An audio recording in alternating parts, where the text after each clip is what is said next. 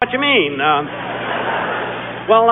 me, Bobby, how do you see the future of international hockey? Well, I don't think it's how, Big Jim, because the future is at a different time than now. So it's when do I see the future? Okay, Bobby, have it your way. When?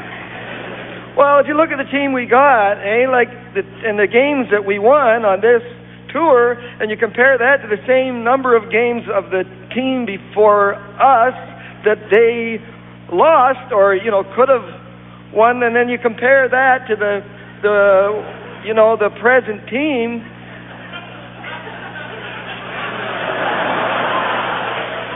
I have to be honest, I don't understand the question.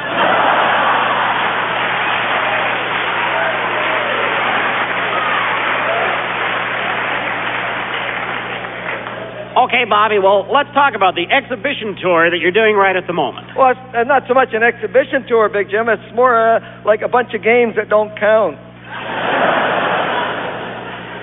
We're playing teams from all over parts of Europe, and we're all fired up for tomorrow's game. Oh, well, which country do you play tomorrow? Japan. Oh, Bobby, what? They're touring Europe also? Yeah. Oh. And I hope it goes better than our game with East Germany. Oh, really? What happened there? Well, after the first period, they built a wall across center ice.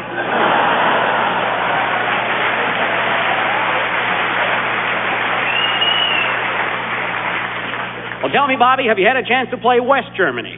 Yeah, Baden-Baden. Oh, and how did you do? Worse and worse and...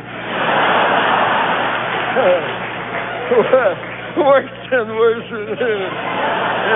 It's a joke, Big Jim. Yeah. I did get to know one of the German players a little bit. He told me his name. Oh, yeah? And I told me mine. And what was his name, Bobby? I think he said Raus Schweinhund.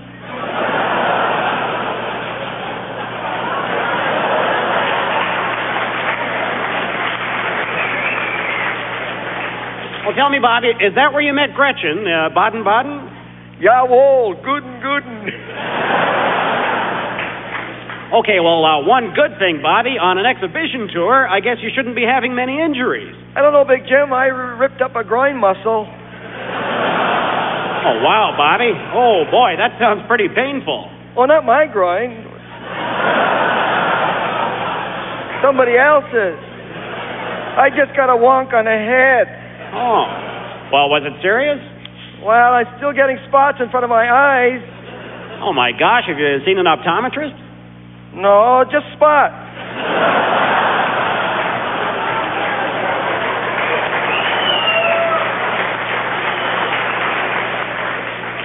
Well, Big Bobby, we're almost out of time, and just before we go, how'd you like to impart some words of Bobby Clobber wisdom to your fans here in West Germany and back home in Canada?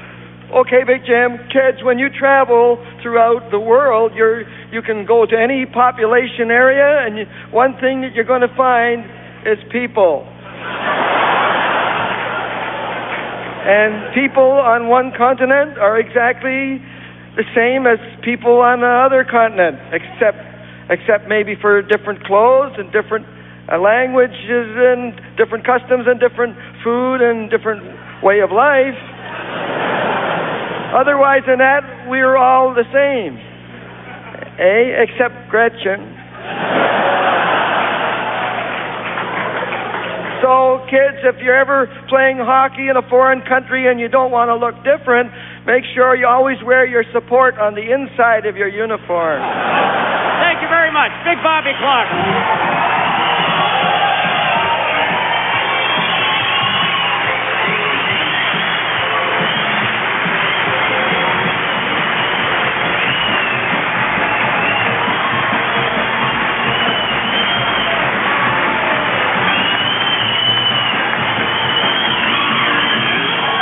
Royal Canadian Air Farce, starring Roger Rabbit, Dave Broadfoot, Don Ferguson, Lou Begoy, and John Morgan. Written by Roger Rabbit, Dave Broadfoot, Don Ferguson, Gord Holtham, John Morgan, and Rick Olson. Sound effects by Bill Robinson. Technical production by Brian Hill and Keith Vanderclay. Production assistant, Deborah Toppin. Air Farce is produced by John Dalton before a live audience. This week from the Canadian Armed Forces Base in Lahr, West Germany.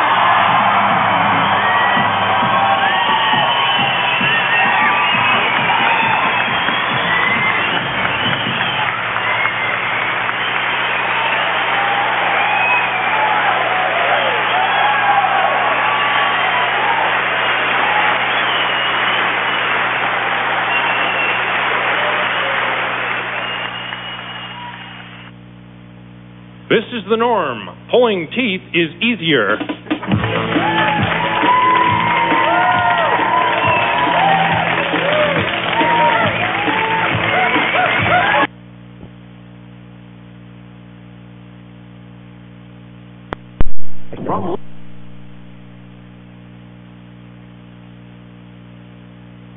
Home of the Zentralkellerei Badischer Winzergenuss.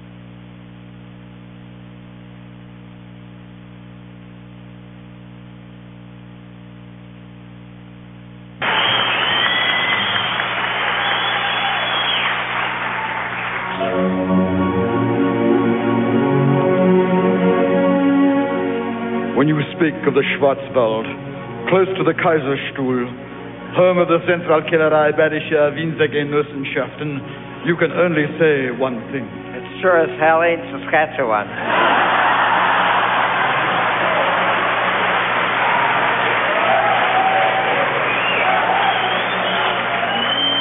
It is the most beautiful scenery in southern Germany. And in the middle of it nestles the town of Lahr, home of 17,000 members and dependents of the Canadian Armed Forces. The equivalent of setting down 2 flin-flons in the middle of Germany. It's like Gage Town with good beer.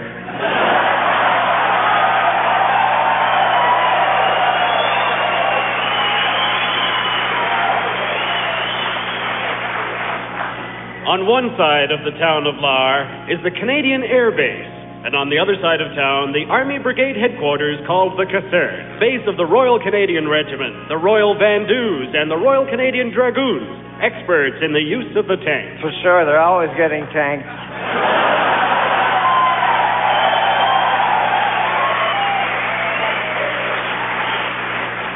Men who, even in the middle of the night, are always conscious of their roles and duties. I'm sorry, Captain. I'm usually pretty good at this. I mean, my efficiency reports are just excellent. I just don't understand why I haven't been able to perform, Captain. Don't worry, Corporal. Just light me a cigarette anyway.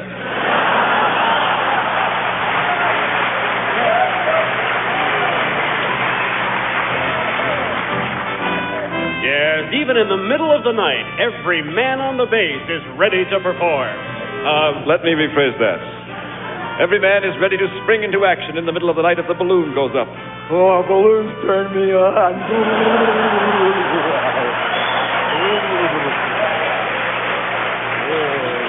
Men and women waiting for the code word that sends them rushing into action. Your place or mine? No, the action starting code word is Snowball.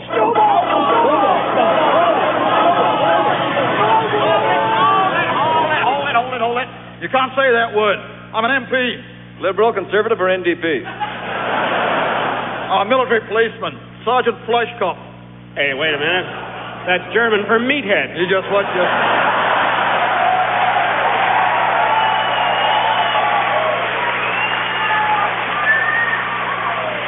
You just watch your step and don't use that word. What word? You know what I mean. Meathead? No, snowball.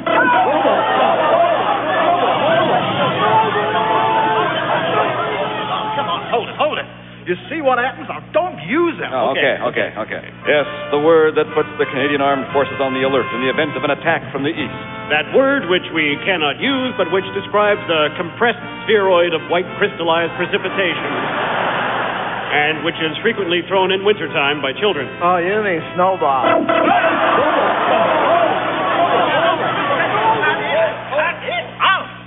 I'm warning you.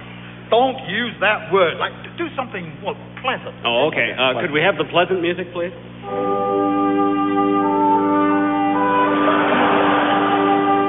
And as night becomes day and dawn comes up over the Black Forest, we hear the sounds of morning.